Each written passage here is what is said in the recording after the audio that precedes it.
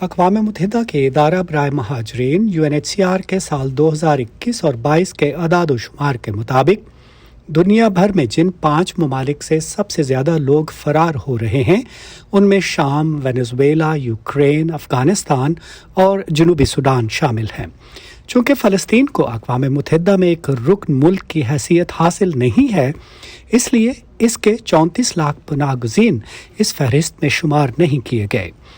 Ukraine میں روسی حملے اور جنوبی سوڈان میں مسلح تنازع کے باعث لاکھوں افراد نے اپنے گھر بار چھوڑنے اور جانیں بچانے کے لیے دوسرے ممالک کا رخ کیا، جبکہ شام، افغانستان اور وینزویلا کے شہری کئی برسوں کی لڑائی، خانہ جنگی اور معاشی اور سیاسی صورتحال کی وجہ سے دوسرے ممالک میں پناہ لیے ہوئے ہیں۔